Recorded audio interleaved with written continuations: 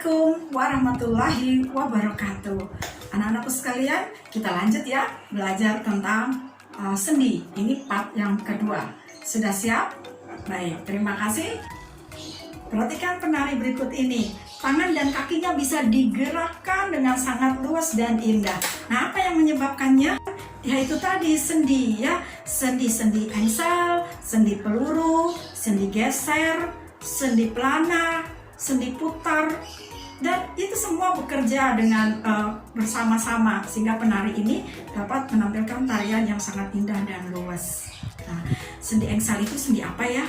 Nah, sendi engsel itu seperti ini gambarnya, berarti adanya pada siku kita ya, dan juga pada lutut. Nah, sendi engsel ini adalah sendi yang bergerak dengan bebas, tidak terlalu bebas ya, namun gerakannya hanya satu. Tadi sambungan engsel di mana saja, ini nih pada ruas jari-jari tangan kita juga terdapat sendi-sendi engsel. Oke, sendi yang lain yaitu sendi putar ya. Sendi putar ini bentuknya seperti ini, terdiri atas poros dan pemutar. Contohnya ada pada sendi di tulang pangkal leher yang menghubungkan tulang leher dengan tulang tengkorak. Disebut juga tulang atlas. Kemudian sendi pelana. Sendi pelana itu sendi yang terdapat pada pangkal ibu jari kita ya. Dia bisa bergerak ke dua arah, bentuknya memang seperti pelana, maka dia disebut dengan sendi pelana. Nah, yang berikutnya sendi geser, bentuknya seperti ini ya. Sendi ini menghubungkan tulang-tulang yang datar. Satu bagian tulang bergerak menggeser di atas tulang yang lain. Terdapat pada pergelangan tangan, pergelangan kaki, dan ruas-ruas tulang belakang kita. Nah, kemudian kalau gerakan tulangnya yang sangat bebas itu disebut sendi peluru. Dia terdapat pada pangkal tulang lengan yang menghubungkan dengan atas dengan belikat. Nah, di sini bentuknya memang sedemikian rupa sehingga dia bisa bergerak ke segala arah. Tidak cuma di sini, ada juga pada pangkal paha yang menghubungkan paha bagian atas dengan tulang pinggul, maaf. Nah, ada lagi yang ketiga yaitu tulang yang sendi-sendi yang menghubungkan antar dua tulang tapi tidak bisa digerakkan. Itu disebut dengan sendi mati atau disebut juga sinartrosis. Terdapat di mana? Terdapat pada tulang tengkorak ya, seperti ini. Nah, tulang-tulang tersebut sepertinya menyatu namun sambungannya tidak bisa menggerakkan antara dua tulang ya.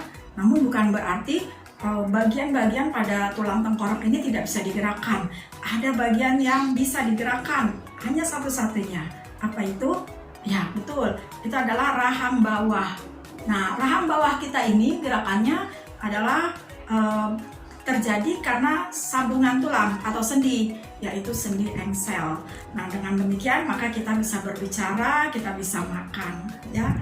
Nah, gerakan tulang yang lain disebut amfiartrosis ya, yaitu gerakan tulang yang terbatas karena sendi-sendi yang terdapat pada sendi-sendi ruas tulang belakang. Nah, itu gerakannya sangat terbatas. Nah, demikian anak-anakku materi kita tentang sistem gerak pada manusia. Dengan mempelajari sistem gerak kita harus semakin bersyukur kepada Allah yang Maha Mencipta. Tandanya bersyukur bagaimana? Tandanya kita harus merawat kesehatan tulang kita, kesehatan otot dan kesehatan sendi dengan baik. Gunakan untuk bekerja, membantu orang tua, untuk belajar dan untuk beribadah ya. Apabila terjadi kerusakan pada tulang, pada otot dan sendi, maka bukan saja merubah bentuk tubuh kita, namun sakitnya luar biasa. Apa saja kerusakan pada tulang ya? Yang pertama adalah fraktura atau patah tulang ya. Kemudian yang kedua adalah riketsia, yaitu kekurangan vitamin D pada tulang atau asupan sinar ultraviolet dari sinar matahari menyebabkan tulang bengkok. Bisa bengkoknya berbentuk O atau berbentuk X. Nah, kemudian osteoporosis yang ketiga ya, itu penyakit itu adalah kerusakan pada tulang yang disebabkan karena kurangnya zat kalsium sehingga tulang menjadi mudah rapuh. Umumnya diderita oleh orang-orang yang sudah lanjut usia. Yang keempat, artritis atau penyakit sendi, di mana tulang-tulang tersebut menjadi sulit digerakkan atau bahkan bisa merubah bentuk dari tulang, ya, disebabkan karena sendi yang sakit atau rusak. Nah, ini disebabkan karena kurangnya makan makanan yang bergizi dan seimbang, ya. Selain bergizi juga harus seimbang. Kemudian yang kelima adalah kifosis. Kifosis, skoliosis, dan lordosis. Nah, waktu SD kalian sudah belajar ini 3 kelainan tulang. Nah, ini bisa disebabkan karena bakteri yang diderita oleh penderita TBC atau virus yang dialami oleh penderita polio. Dan satu lagi yang nggak boleh kalian lakukan, yaitu kebiasaan duduk yang salah. Nah, itu bisa menyebabkan berubahnya bentuk tulang. Ya, tadi sudah Ibu sebutkan kelainan atau penyakit yang dialami oleh sistem gerak kita, ya. Itu harus kalian jadikan sebuah pengetahuan, peringatan agar bisa menjaga kesehatan sistem gerak kita. Nah, maka baca lagi, cari tahu lebih banyak tentang pengetahuan yang berhubungan dengan kesehatan tulang, ya.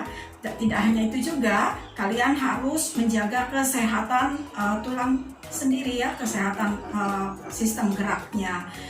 Seperti misalnya rajinlah berolahraga dan makan makanan yang bergizi serta seimbang, ya. Mumpung masih muda dan masih banyak cita-cita yang ingin diraih, maka ayo kamu jaga kesehatanmu. Terima kasih anak-anakku yang kelas 8 yang sudah menyaksikan video ini, dan juga mungkin pemirsa di mana saja Anda berada. Semoga video pembelajaran ini bermanfaat dan bisa dijadikan dari sumber bahan belajar. Baik, Ibu akhiri dengan salam dan moto, amati lingkungan sekitar, berpikir kritis, dan dapatkan manfaatnya. Assalamualaikum